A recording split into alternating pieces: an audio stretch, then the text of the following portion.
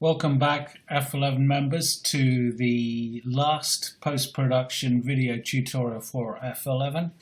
And on the screen in front of us here, I've got a picture that I shot just 2 afternoons ago. It's a rare thing in my experience to have mist hanging around well into the afternoon and in fact into dusk. But when it does happen, it can be very, very dramatic. And I got this picture from the top of a hill looking from Somerset into Dorset, and the last light of the day backlighting some of that mist, shot with a long lens, 400mm, really compressing the perspective there. But as you can see, the image straight out the camera is as flat as a pancake. But it's easier to put contrast into a picture than it is to take it out often. So what we're going to do now is work through the post-production on this image here. So let's start by going back into Lightroom now, and here's the image, the raw, untouched.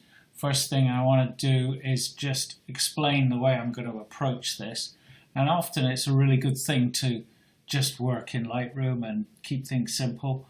But at the same time, I think layer masking is such a useful technique that we've covered many, many times in these post-production video tutorials. So I'm going to use it again, and I'm going to create 3 different conversions of the same image. One for the bottom bit of the picture, one for the middle bit, and one for the sky.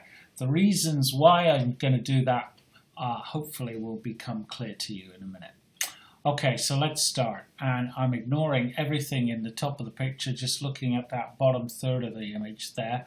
And the first thing I do, as usual, deal with my whites. So I'm going to just move the whites to the right there until I start clipping in the sky. I'm not worried about this sky, but once it starts clipping in the landscape, then I am. So I can go quite a long way on my whites before any that happens. I think if you saw the histogram when it first came in, let's just take those whites back out again, just to illustrate that. Look at how low contrast the image. All the histogram is bunched in the center right area of the image. So just by adjusting blacks and whites, I can go a long way to introducing contrast into the picture. So it was something 70, wasn't it, on the whites? And same with the blacks. Okay, until I just start to clip some of those in the bottom of the area of the image. Okay, now the next thing I want to do is introduce a bit of dehaze here. Now, the dehaze will start to punch through the mist, but as I've said to you so many times before, it's so easy to go too far with this dehaze.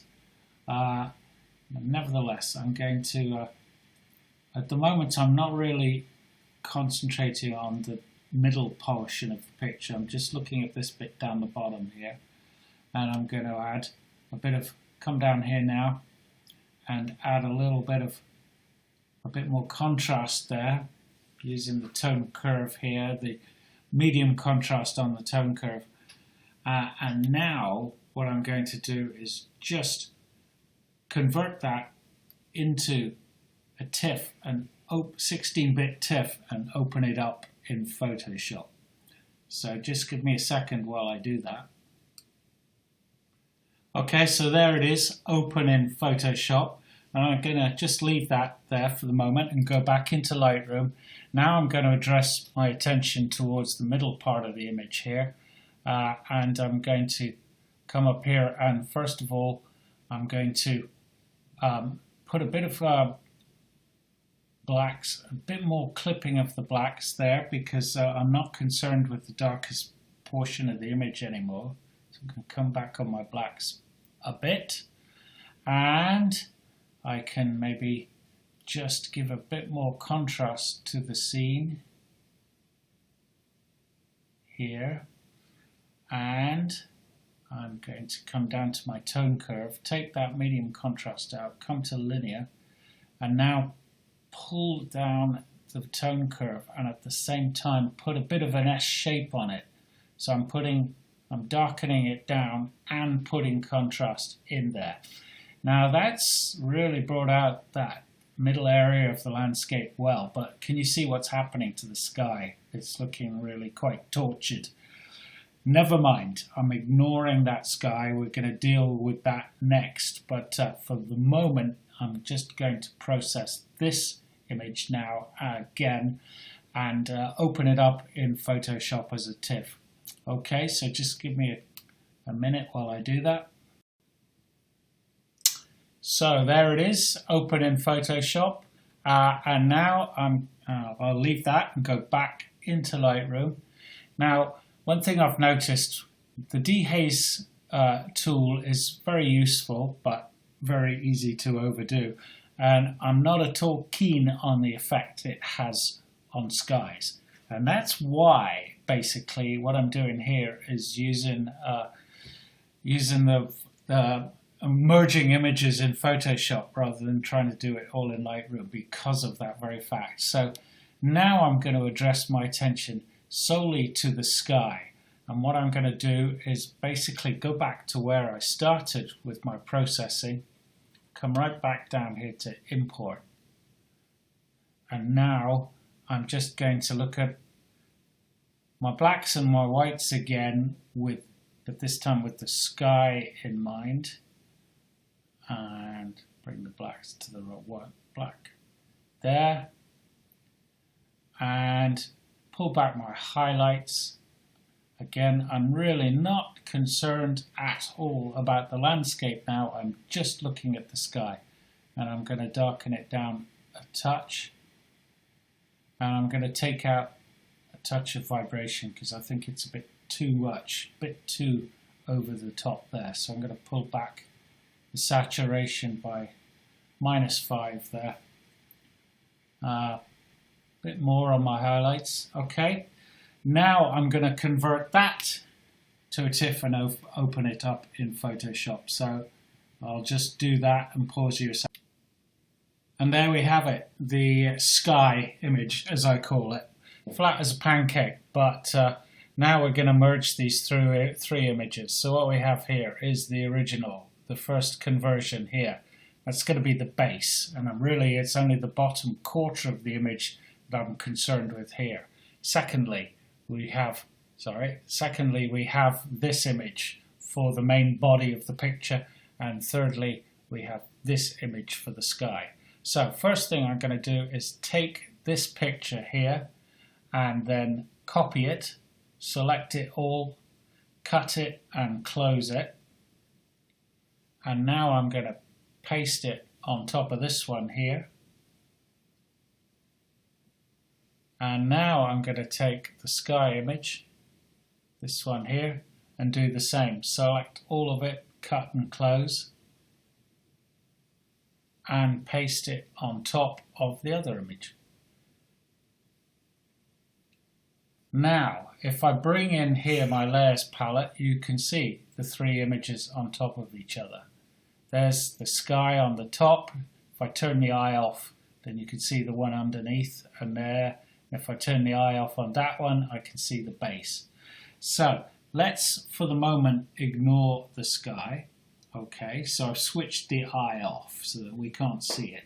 Now what I want to do is use layer masking to be able to see through layer 1, the middle layer, to the bit of the background layer that we want to see. So I'm going to use the lasso tool here, and I'm just going to select this area at the bottom of the image here. Really quite approximately, I don't need to be too accurate. And actually what I wanted, that's the area of the base layer I want to see. So I'm just going to invert that selection, come up here, select inverse. This is the area of the middle layer now that I want to see. So now I'm going to bring in my actions here, and I'm going to run this action, which makes a layer mask with a, let me think, a 250 pixel feathering across that edge. I'll go 300 pixel, make it a nice soft edge there. And now if I just run that run that action. Stop. Aha, you can see what I've done here. I've confused myself because I've got the wrong layer selected. So if I just come back on my history here, come back to select inverse. Now ensure I've got the right select layer selected there, layer 2. Now if I play that action, it's created the layer mask so that I can see the bit of the background layer that I want to see. So just move those actions out of the way. Now I'm going to do the same with the sky layer. So if I come up here to the sky layer, highlight it, again use the lasso tool to just select the area at the sort of top of the picture here, which is the bit that I want to see from the sky layer. Select that, and then again run the action which creates a layer mask nice and soft, a 300 pixel edge. Let's play that. Oh, it's not liking me today. Stop that. What am I doing wrong?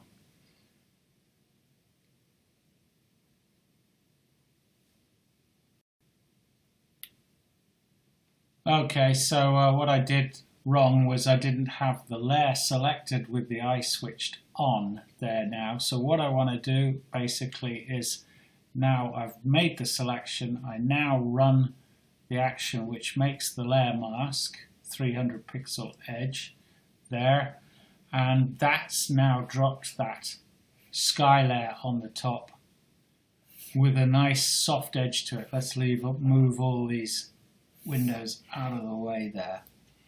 And you can see the edge, the sky looks reasonable, looks real. It's merged those images, those 3 conversions together really well. I'm quite pleased with that. Now I can fine tune these as I want. So I'm just going to come to that middle layer there. Come to image adjustments, curves here. Let's bring the curves palette in here. And this is just working on the curves for that middle layer there. I'm just trying to put it out of the way so you can see what I'm doing. And I'm now just going to put a touch more contrast into that middle layer there.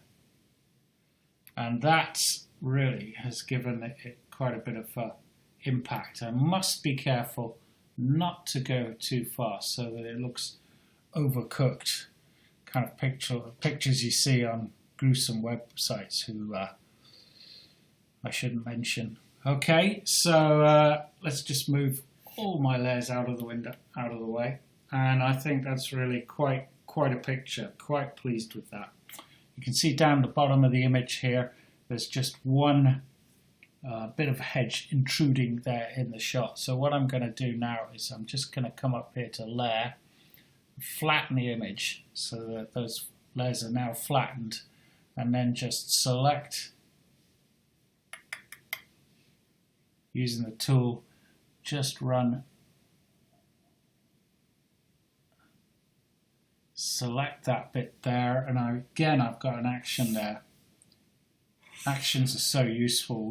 I've done actions before in these post-production videos, so I'd suggest you use the search facility, which is at the top of all the F11 pages. Use that with keywords to find the bits of past videos and features that are relevant to what you want to bone up on. Right, I'm just going to run this action here called expand and fill, which used to use a bit of content-aware fill. It's gotten rid of that just like that, and Bob's your uncle. So that's it, and all these videos I've done over all these years, hopefully they have been useful. Just remember that it's all about the pictures. No one post-production technique is going to transform your pictures, transform your photography. It's all about keeping it simple and being there for when the light is at its best. Okay, thank you very much.